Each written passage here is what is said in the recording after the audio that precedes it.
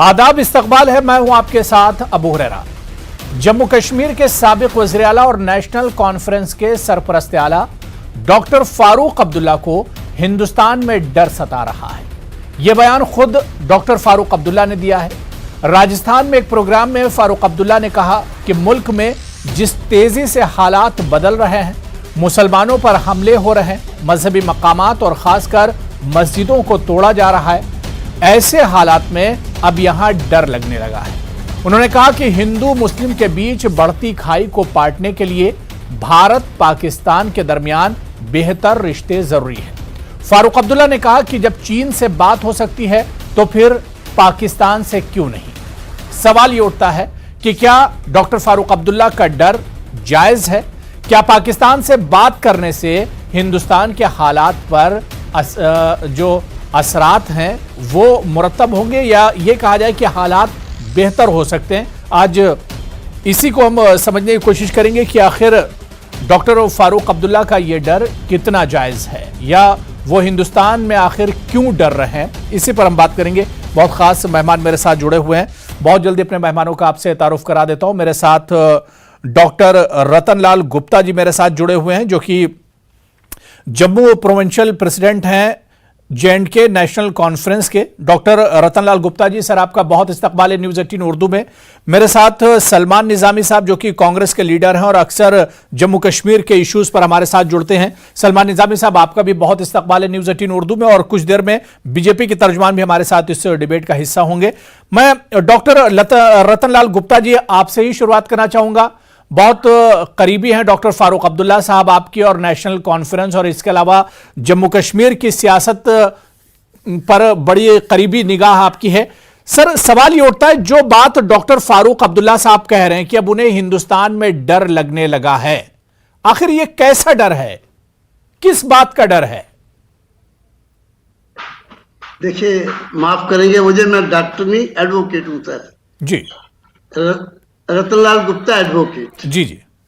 देखिए सर, आजकल जो माहौल बना हुआ है पूरे देश के अंदर, आज सुबह भी आप देखेंगे जब टीवी खोलते हैं तो आपको पता चलता है कि एक नई ये जो सियासी लड़ाई जो है ये कुछ ऐसी टर्न ले रही है जो हिंदुस्तान के लिए अच्छी नहीं है। मजहबी तौर पे ये कोई हिंदुत्व की बात कर रहा है, कोई मुस्लिम की बात कर रहा है, कोई। देखिए, हिंदुस्तान हमारा सेकुलर मुल्क है, बिल्कुल, और सेकुलर मुल्क में हिंदू मुस्लिम सिख ईसाई ये सबका देश है। इसमें अगर कोई कहे कि नहीं मेरा ये देश ज्यादा है, तो मैं समझता हूं कि वो बात दुरुस्त नहीं है। आज जो माहौल जम्मू हिंदुस्तान के अंदर चल रहा है, जो लोग एक सोसाइटी के अंदर ही तकसीम डालने की कोशिश की जा रही है, हिंदू अलग मुसलमान अलग, वो अपनी सोच बताता है, हिंदू अपनी सोच बताते हैं, और एक दूसरे के घरों पे और एक दूसरे की प्रॉपर्टी पे और जानो माल की जो सिस्टम चल रहा है ये आपके सामने है। तो मैं समझता हूं कि ये सिर्फ हर मुसलमान ही नहीं बल्कि हिंदू भी ये सोचना शुरू करेगा कि साहब ये क्या हो रहा है इस देश के अंदर। जो देश महात्मा गांधी का देश है, जो जवाहरलाल नेहरू का देश है, और जम्मू कश्मीर के अंदर खासकर नेशनल कॉन्फ्रेंस, तो हम तो उस तरीकाकार में पड़े हैं कि जब शेर कश्मीर ने यहां नारा दिया था, शेर कश्मीर का क्या शाद, हिंदू मुस्लिम सिख इत्याद, ये 1947 की मैं आपको बात सुना रहा हूं, जब पूरा देश हिंदू और मुसलमान की आग में जल रहा था, लेकिन कश्मीर के अंदर किसी भी नॉन मुस्लिम का बाल बाका नहीं हुआ था। हम उस फिजा में पड़े हैं, और लाजमी तौर पे डॉक्टर फारूक अब्दुल्ला साहब भी उसी फिजा में पड़े हैं। जब ये आज रतनलाल जी की हालत हम देखते हैं, रतनलाल जी ठीक है, ये डर डॉक्टर फारूक अब्दुल्ला साहब का, ये डर उनकी जगह पर उनके लिए हो सकता है, लेकिन इस डर से निजात पाने के लिए उन्होंने वकालत की है पाकिस्तान की। डॉक्टर फारूक अब्दुल्ला साहब कहते हैं कि पाकिस्तान से बातचीत होनी चाहिए ताकि हिंदू मुसलमान करीब आ सके, रिश्ते बेहतर हो सकें। देखिए सर, कभी भी जो भी प्रॉब्लम होती है देश के अंदर या कहीं भी दुनिया के अंदर, कोई प्रॉब्लम होती है या कि कहीं झगड़े झमेले चलते हैं या कोई दिक्कतें आती हैं, तो बातचीत से ही हल निकलते हैं। आप देखिए, हमारे हिंदुस्तान की और पाकिस्तान की लड़ाई 1965 में हुई, उसका हल क्या हुआ? अल्टीमेटली टेबल पे आना पड़ा और इसी प्रकार 1971 में जो लड़ाई हुई, अल्टीमेटली टेबल पे आए भुट्टो जी और इंदिरा गांधी जी, शिमला कार्ड हुआ, तो बातचीत से ही ये बातें सुलझती हैं। आज देखिए अफगानिस्तान के अंदर कैसे हालात चल रहे हैं, आपके सामने है। लेकिन डोभाल जी ने 7 मुल्कों को बुलाया, इवन पाकिस्तान और चाइना को भी कहा कि आप आइए, हम सोचते हैं इसके बारे में कि अफगानिस्तान के हालात किस ढंग से अच्छे किए जाए, वहां किस ढंग से शांति लाई जाए। तो ये भी बातचीत से ही हुई। जम्मू कश्मीर के अंदर भी आप देखिए सरहदों पे किस ढंग से यहाँ गोली चलती थी, बम ब्लास्ट होते थे, लेकिन सीज फायर हुआ। कैसे हुआ? अपने आप तो हुआ नहीं, एकतरफा नहीं हुआ, बातचीत से हुआ। तो फारूक अब्दुल्ला साहब, डॉक्टर फारूक अब्दुल्ला साहब जनाब 3 बार जम्मू कश्मीर के चीफ मिनिस्टर रहे हैं, हिंदुस्तान की कैबिनेट में मंत्री रहे हैं और प्रेजेंट मेंबर पार्लियामेंट हैं। आप उनकी कही हुई बात आप ऐसे नहीं उसको ले सकते। ठीक है, नहीं बिल्कुल जाहिर सी बात है कि डॉक्टर फारूक अब्दुल्ला बहुत तजुर्बेकार हैं और सियासत के मंझे हुए खिलाड़ी हैं। डॉक्टर फारूक अब्दुल्ला साहब, वो अगर कोई बात कहते हैं तो उस बात के बहुत से माने भी निकाले जा सकते हैं। मैं सलमान निजामी साहब आपके पास आना चाहूंगा। सलमान निजामी साहब, जो बयान डॉक्टर फारूक अब्दुल्ला साहब ने दिया है और जिस डर की बात कर रहे हैं, क्या ये डर जायज है? देखिए, मैं तो नेशनल कॉन्फ्रेंस का तर्जुमान नहीं हूं, वो रतनलाल गुप्ता जी बोल सकते हैं उनको डर है या नहीं है। लेकिन मैं एक बात से इत्फाक रखता हूं कि जैसे रतनलाल जी ने कहा कि हिंदुस्तान में खासकर क्योंकि जम्मू कश्मीर में आपका चैनल बहुत ज्यादा लोग देखते हैं, इसलिए मैं काफी संजीदा बात करूंगा कि डर और खौफ का माहौल जो है हमने 2014 से देखा, लेकिन जब से 370 जम्मू कश्मीर से हटा है उसके बाद हमने देखा कि जो प्रो इंडियन पार्टीज के लीडर थे, जैसे फारूक अब्दुल्ला साहब हो, महबूबा मुफ्ती हो, जो इनके साथ भी रहे और उनको किस तरीके से डिटेन किया गया। कई मैंने देखा जो हाल ही में किलिंग्स हुई, सबने उसकी मजम्मत की और हमने देखा कि हजारों की तादाद में नौजवानों को डिटेन किया गया। अभी भी मुल्क भर में कई कश्मीरी जो है नौजवान जेलों में हैं। तो किस तरीके से जो बात करता है उसको ईडी लगाई जाती है, इनकम टैक्स की रेड होती है, या तो जेल में डाला जाता है। कई ऐसे लोग हैं, हमारी पार्टी में भी ऐसे कई लोग जो डरते हैं बोलने के लिए, क्योंकि उनको लगता है कि अगर हमने बात की तो हमें गोली का शिकार होना पड़ेगा या किसी और चीज का। तो जिस तरीके से एक माहौल बना है, और दूसरी जो बात है कि बातचीत जो है, बीजेपी जो है, इन्होंने ही कई बयानात दिए कि भाई पाकिस्तान से हमें बात करनी चाहिए। जब आप अफगानिस्तान के तालिबान के साथ बात करते हैं, जिनको आप कहते हैं कि ये दहशतगर्द हैं, उनसे आप कतर में बैठ के बात कर सकते हैं, तो पाकिस्तान से तो आप कर रहे हैं बैक सीक्रेट टॉक। और फारूक अब्दुल्ला साहब अगर बात करते हैं तो आपको जो है उस पर दिक्कत आती है। तो जिस तरीके से जम्मू कश्मीर का माहौल है, और खासकर नौजवान जो हमारी पीढ़ी है, न रोजगार इन्होंने दिया वहां, न नौकरियां दी और न डेवलपमेंट किया। डेवलपमेंट जो हमने की थी, गुलाम नबी आजाद साहब जब चीफ मिनिस्टर थे, वही काम अभी भी चल रहे हैं, चाहे 4 लेन का हो, चाहे कॉलेजेस हो, डिग्री कॉलेज हो, मेडिकल कॉलेज हो, वही काम अभी भी चल रहे हैं। कोई नया कुछ इन्होंने किया नहीं है इन 3-4 सालों। तो वाकई डर और खौफ का माहौल है और इसमें भाजपा जो है कसूरवार है, और वहां जल्द से जल्द इलेक्शन होने चाहिए ताकि जमहूरी निजाम कायम हो जम्मू कश्मीर में और लोगों को हक मिले कि वो अपने चुने हुए नुमाइंदे को हक से जो है दावे से कहे कि हमारे बिल्कुल। सलमान निजामी जी, सलमान निजामी जी, अब हिंदुस्तान में जिस तरह के हालात हैं वो हमारे और आपके सामने हैं, लेकिन डॉक्टर फारूक अब्दुल्ला साहब का ये कहना कि यहां के हालात सुधारने के लिए पाकिस्तान से बातचीत होनी चाहिए, यह कितना जायज है कि हम अपने मुल्क के हालात को लेकर हम पाकिस्तान को आखिर क्यों शामिल करें? देखिए साहब, फिर प्राइम मिनिस्टर ऑफ इंडिया को बिना इनविटेशन के पाकिस्तान जो है नवाज शरीफ के वहां इनविटेशन पे नहीं जाना चाहिए। अब वहां पाकिस्तान नहीं जाना चाहिए। पाकिस्तान और इंडिया जो है एक पाकिस्तान पार्टी आपने खुद बनाया है। हम तो चिल्ला चिल्ला के कह रहे थे कि कश्मीरियों से बात करिए। आप जम्मू कश्मीर 370 जो है वो जम्मू कश्मीर और हिंदुस्तान की हुकूमत के बीच में एक तनाजा बन चुका है, और ये तो हमें 370 जो है हिंदुस्तान की हुकूमत ने दिया, ना कि पाकिस्तान ने दिया। लेकिन आप ही उनसे बातचीत करने गए वहां पाकिस्तान। आप ही बैक सीक्रेट टॉक्स जो है दुबई में बैठ के कर रहे हैं, कतर में बैठ के कर रहे हैं। तो इसका हल जो है यही है कि आप बातचीत से मसले, लेकिन पहले मैं तरजीह दूंगा कि जम्मू कश्मीर की आवाम से बातचीत करिए। जब अपने लोग आपके साथ नहीं होंगे तो आप पाकिस्तान या चाइना से क्या बात करेंगे? पहले हमें अपने लोगों का कॉन्फिडेंस जीतने की जरूरत है, हमें अपने मेन स्ट्रीम लीडर से बातचीत करने की जरूरत है। हमें देखना है कि हमारे कश्मीर के लोग हमसे दूर क्यों जा रहे हैं, हमें क्यों ऐसे फैसले लेने पड़े जो वहां के लोग जो हमसे दूर जा रहे हैं, गन उठा रहे हैं, पत्थर उठा रहे हैं। पहले हमें अपने घर को ठीक करना है। ठीक है, मेरे साथ सैयद यासिर जिलानी साहब जो कि स्पोक्स पर्सन है, तर्जुमान है बीजेपी के, वो भी डिबेट में जुड़ चुके हैं। सैयद यासिर जिलानी जी, आपका भी बहुत इस्तकबाल है न्यूज़ 18 उर्दू में। यासिर जिलानी जी, डॉक्टर फारूक अब्दुल्ला साहब का 2 दिन पहले का बयान जो राजस्थान में उन्होंने दिया, उन्होंने कहा कि हिंदुस्तान में जिस तरह के हालात बनते जा रहे हैं अब डर लगने लगा है, और खुद उन्होंने कहा कि मुझे अब डर लग रहा है यहां पर।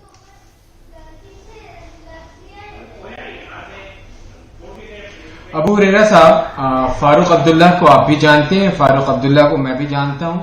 फारूक अब्दुल्ला को जम्मू एंड कश्मीर के लोग जानते हैं और हिंदुस्तान के लोग जानते हैं। उनकी जो राजनीतिक फितरत है, उस फितरत में जब वो सत्ता से बाहर होते हैं, जब वो राजनीतिक हाशिए पे होते हैं अपने ही कारणों से, तो उन्हें भारत के अंदर, कश्मीर के अंदर डर लगने लगता है। जब डर नहीं लगता है, जब वो कश्मीर के गरीब कश्मीरी नौजवान और कश्मीरी जो जनमानस है, उनके जमीनों को हड़प के अपने आप को अमीर बनते हैं, अपने बच्चों को लंदन और अमेरिका भेजते हैं पढ़ने के लिए, और गरीब कश्मीरियों को हिंदुस्तान के अलग अलग शहरों में ड्राई फ्रूट और कंबल बेचने के लिए मजबूर कर देते हैं। उस वक्त उन्हें डर नहीं, उस वक्त वो सोचते नहीं। सोचते तब हैं जब सत्ता नहीं होती है, सोचते तब हैं जब उनके ऊपर इस तरह के केसेस, वहां के गरीब कश्मीर जो अब खुली हवा में 370 के बाद सांस ले रहे हैं, खुली हवा में वो अपने आप में इतनी ताकत रखते हैं कि वो अपनी बात को केंद्र तक पहुंचा रहे हैं, और केंद्र उन तक पहुंच रहा है, केंद्र उनको उनके पंचायत तक में उनको ताकत दे रहा है। तो फारूक अब्दुल्ला सरीखे जो लीडर हैं, उनके अंदर बेचैनी है, उनको ये एहसास हो रहा है कि अब तो हम राजनीतिक तौर पे जीरो हो गए। तो उनको इस तरह की बातें, जिस कश्मीर में वो नेता बने, एक छात्र राजनीति की शुरुआत करते हुए नेता बने, एमएलए बने, एमपी बने, मुख्यमंत्री बने, आज उनको उसी कश्मीर में डर लगने लगा, उसी भारत में डर लगने लगा, उसी जिस जमीन ने उनको जगह दी, जिस जमीन को उनको चूमना चाहिए, जो कश्मीर हमारा सिरमौर है, हमारा मुकुट है भारत का। ठीक है, मैं रतनलाल गुप्ता जी हमारे साथ जुड़े हुए हैं, बहुत सीनियर लीडर है नेशनल कॉन्फ्रेंस के, मैं उन्हीं से जवाब ले लेता हूं। रतनलाल गुप्ता जी, यासिर जिलानी जी जो बात कह रहे हैं कि ये दरअसल डॉक्टर फारूक अब्दुल्ला साहब की बेचैनी है, जब वो इख्तिदार में नहीं होते हैं, सरकार में नहीं होते हैं, तो इस तरह की बातें करते हैं। वो बड़ी बदकिस्मती की बात है कि फारूक अब्दुल्ला साहब को ये आज तक पहचान नहीं सके। वो इसलिए पहचान नहीं सकते क्योंकि इनका माइंड सेट ही ऐसा बना हुआ है कि वो किसी सही आदमी को सही पहचान आज तक वो ये कर नहीं पाए। ये फारूक अब्दुल्ला थे 1990 से लेके 96 तक। आप देखिए कश्मीर के अंदर क्या हालात थे। कश्मीर इनके हाथ से निकल चुका था ऑलमोस्ट। उस वक्त भी ये कहते थे कि फारूक अब्दुल्ला की कोई रेलिवेंस नहीं रही है। यहां जॉर्ज फर्नांडिस जी आए, उन्होंने कहा कि साहब ना नेशनल कॉन्फ्रेंस की और ना नेशनल कॉन्फ्रेंस की लीडरशिप की जहां कोई रेलिवेंस है जम्मू कश्मीर के अंदर। लेकिन 1996 के अंदर जब कोई भी पार्टी, मैं बीजेपी को यह कहना चाहता हूं, ये कहां थे उस वक्त 1996 में जब कश्मीर चल रहा था। उस वक्त फारूक अब्दुल्ला ने और नेशनल कॉन्फ्रेंस के कारकुनों ने सिर पे कफन बांध के मैदान में उतरे और इलेक्शन लड़ी और 2/3 मेजॉरिटी लेके वो जीत के आए। आज ये कैसी बातें कर रहे हैं, किसको समझा रहे हैं? उसको कश्मीर को उस वक्त अगर किसी ने बचाया तो मैं समझता हूं कि नेशनल कॉन्फ्रेंस के कारकुन थे। 2500 के करीब हमारे कारकुनों ने शहादत दी है वहां पे इस दौरान। ये कौन सी बात कर रहे हैं बीजेपी वाले? इनको या हिस्ट्री का पता नहीं या यासिर जिलानी जी ठीक है, मैं रतनलाल जी दोबारा से आपके पास आता हूँ और आपकी बात को ही मैं आगे बढ़ा रहा हूँ। यासिर जिलानी जी, एक बात कहना चाहता हूँ सर, आज ठीक है रतनलाल जी, बात पूरी करके मैं यासिर जिलानी जी आ रहा हूँ। जी नींद सो रहे थे, बांसुरी बजा रहे थे। और इनको दाल रोटी का पता चल जाएगा कि जम्मू कश्मीर के अंदर बीजेपी कहां खड़ी है। चलिए ठीक है। यासिर जिलानी जी, दरअसल फारूक अब्दुल्ला साहब को पूरा बयान अगर आपने सुना हो तो उसमें उन्होंने कहा है कि जिस तरह से मुसलमानों पर हमले हो रहे हैं, मस्जिदों पर हमले हो रहे हैं, जो मजहबी मकामात हैं वो एक तरह से महफूज नहीं, इस वजह से डर लगता है। और यासिर जिलानी जी, आज जो कुछ सलमान खुर्शीद साहब के घर पर हुआ है तो इस तरह के वाकयात का हवाला उन्होंने दिया है बाकायदा। मैं देखिए, कोई आपराधिक अपराध, अब कोई अपराधी अगर अपराध करता है तो उसके ऊपर मेरी टिप्पणी हमेशा मैं उनकी घोर निंदा करता हूं। लेकिन आप अगर बेवजह की राजनीति करेंगे, जब आप राजनीतिक तौर पे हाशिए पे चले जाते हैं, तो आप जो इस वक्त खत्म हो गए कांग्रेसी नेता जिनकी कोई सोसाइटी में वैल्यू नहीं है, अपने किताब को बेचने के लिए एक धर्म को गाली देने का काम करेंगे तो लोग प्रतिक्रिया देंगे। उन्हें संभल के चीजों को ध्यान से करना नहीं, तो इससे तो डर फैलेगा ना यासिर जिलानी। कानून कोई अपने हाथ में नहीं ले सकता है, कानून की फिर बालादस्ती कहां पर है? ऐसे में तो डर फैलेगा। इसी डर की तो बात कर रहे हैं डॉक्टर फारूक अब्दुल्ला। मैंने अपने पहले वक्तव्य में नहीं, इसी डर की तो बात कर रहे हैं डॉक्टर फारूक अब्दुल्ला। मैंने अपने पहले वक्तव्य में कहा कि अगर कोई अपराधी कोई अपराधी अपराध कर रहा है तो उसको मैं उसकी खंडन करता हूं, वो मजम्मत करता हूं। फारूक अब्दुल्ला को उस दिन डर नहीं लगा था जब कश्मीर घाटी से हजारों लाखों पंडितों का नरसंहार करके उन्हें वहां से भगाया जा रहा था, तब उन्हें डर नहीं लगा था। तब वो मलाई का सत्ता खाने के लिए, मुख्यमंत्री बनने के लिए वहीं मौजूद थे, सो रहे थे, बांसुरी बजा रहे थे। उस टाइम सरकार की बात थी, भाजपा की सरकार थी, कश्मीर के नौजवानों के साथ गवर्नर जगमोहन थे उस वक्त। ठीक है, एक करके बात कर लीजिए, मैं आ रहा हूं जी। देखिए सर, उस वक्त सरकार जिस वक्त की बात कर रहे थे, सरकार मैं सलमान निजामी साहब आ रहा हूं, एक करके बात कर लीजिए, मैं सबके पास आ रहा हूं एक करके जी। जब नरसंहार किया जा रहा था तो घर से क्यों नहीं निकले आप? किसकी सरकार थी उस वक्त? मैं जो बात कह रहा हूं आपको बुरा लगेगा चमनलाल गुप्ता जी, आपको बुरा लगेगा क्योंकि मैं फारूक अब्दुल्ला से डायरेक्ट पूछ रहा हूं।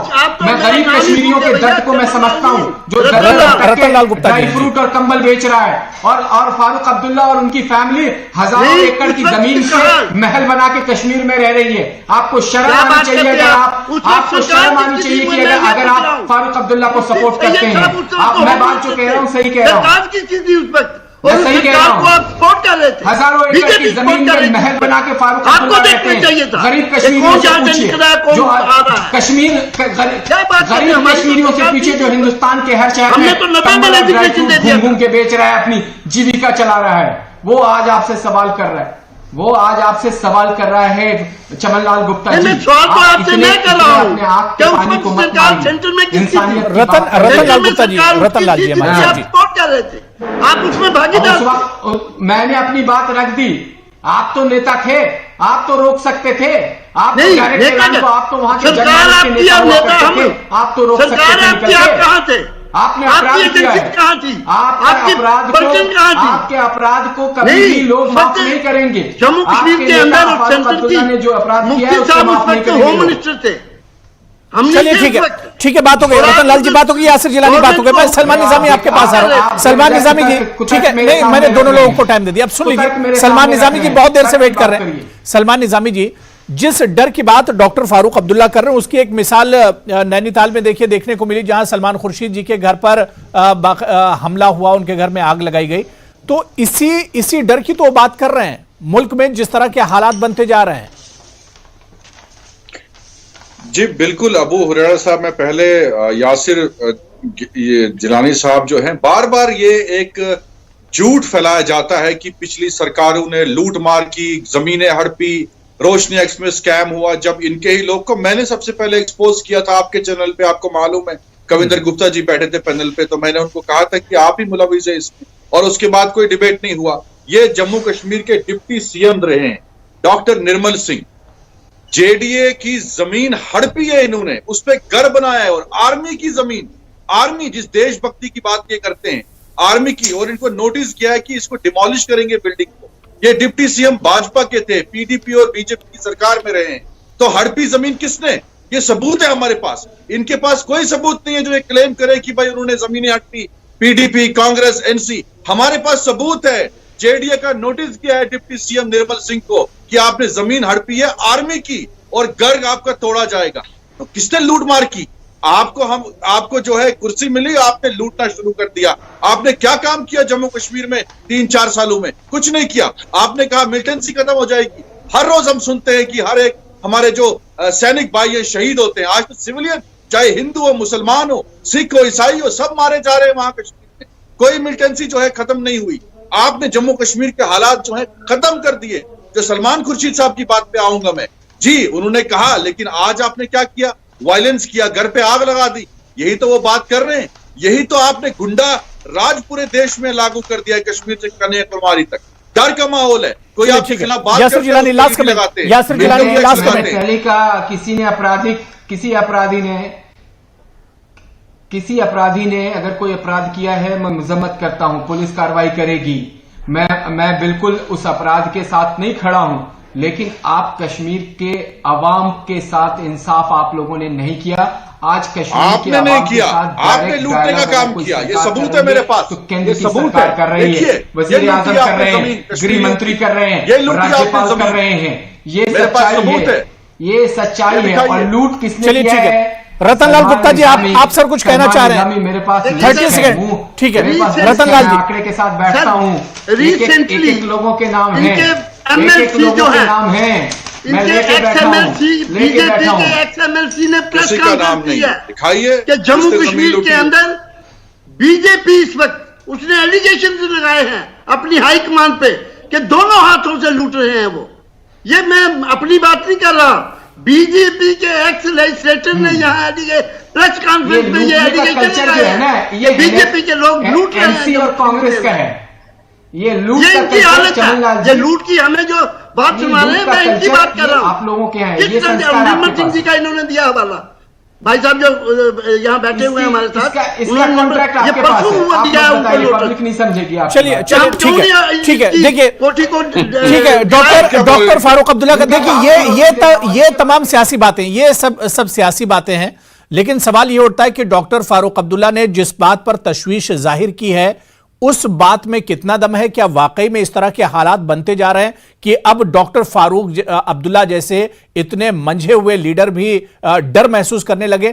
क्या इस बात में सच्चाई है? इस पर भी सोचना होगा कि क्या वाकई में मुल्क में इस तरह के हालात बनते जा रहे हैं, जम्मू कश्मीर में इस तरह के हालात बन रहे हैं कि इतना बड़ा लीडर और इतना सीनियर लीडर जो है वो भी इस तरह की बात कर रहा है और वो भी अब डर महसूस कर रहा है। इसे सोचना होगा। बहुत बहुत शुक्रिया सैयद यासिर जिलानी जी मेरे साथ जुड़ने के लिए। रतनलाल गुप्ता साहब आपका भी बहुत बहुत शुक्रिया और सलमान निजामी जी आपका भी बहुत बहुत शुक्रिया डिबेट में जुड़ने के लिए। आदाब।